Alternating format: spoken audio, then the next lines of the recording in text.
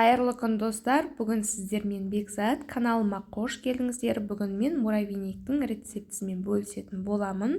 Олай болса видеоны соңына дейін қарап, каналыма тіркелмеген болсаңыздар, тіркеліп қоюды ұмытпаңыздар. Ал ендеше муравейнигімізді бастайық. Мінекей осылай ұнымыздың үстіне 2-2,5 ас қасық қант, одан кейін бөлме температурасында еріп тұрған сары майды қосып, үшеуін араластырып, қазір жұмсақ тестіні илеп шығатын боламыз. Барлығын осылай қолдың көмегімен езіп, басын біріктіріп, жұмсақ қамырды илеп аламыз. Содан кейін осы қамырымызды пакетке, яғни таза пакетке салып, морозильникке бір жарты сағатқа қойсаңыздар болады. Мінекей енді дайын шамалы қатқан қамырымызды, яғни тестімізді осылай екіге бөліп, мен терканың көмегімен осылай өткізіп аламын. Негізі бұл жерде ет тартқышпен де өткізіп жасасаңыздар болады, бірақ маған осы терка ыңғайлы. Барлық ет тартқышты алып, оны шығарып, тартып жүргенше осы теркамен тез-тез осылай тартқан маған ыңғайлы. Сіздерге қалай ыңғайлы, солай жасасаңыздар болады. Жаңағы екіге бөлінген тестінің барлығын осылай теркаден өткізіп алдым. Содан кейін екіге бөліп пісірдім. Негізі мен пешке бірден екеуін салдым. Осында екі подносқа салып, екі противеньге салып, содан кейін 180 градуста 20 минутқа пісіріп алатын боламыз. Мен төменде описание бөліміне барлығын жазып қоямын. Сол жерден қарап алсаңыздар болады.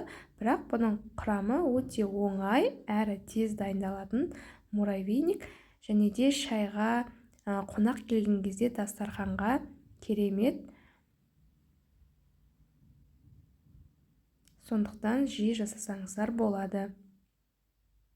Мінекей, осымен біздің муравейнигіміздің теркаден өткізіп алдық. Енді осылай ыңғайлап барлығын жайып шығамыз да, қазір духовкада пісіріп алатын боламыз.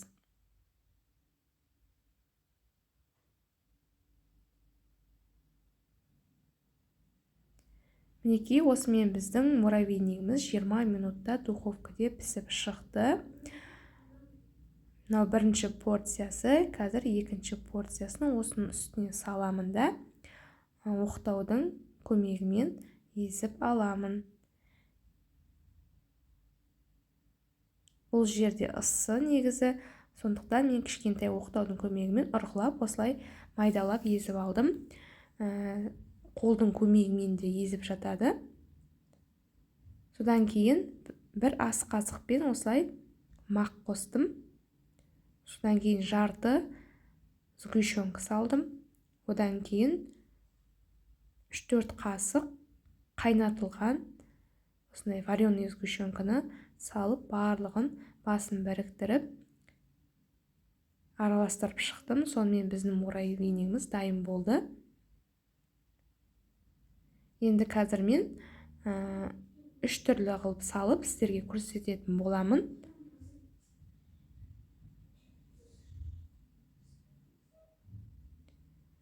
Осылай әдемі қағазымызға кішкентай қасықтың көмегімен осылай салсаңыздар болады. Бұл қонақ келгенде дастарханыңызға әдемі сән беріп тұрады. Мінекей, осылай жасасаңыздар болады.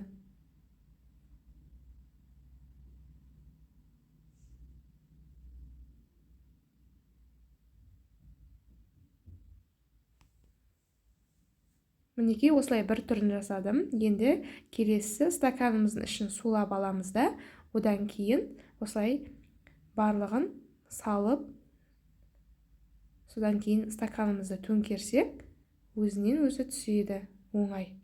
Мінекей, осы екінші түрі, және де үшінші түрі, ол қарапайым кішкентай ыдысқа осылай салып қойсаңыздар болады. Бұл күнделікті өздеріңізге шайға да осылай жасауға болады. Достар, менің рецептім сіздерге ұнаса, каналыма тіркеліңіздер.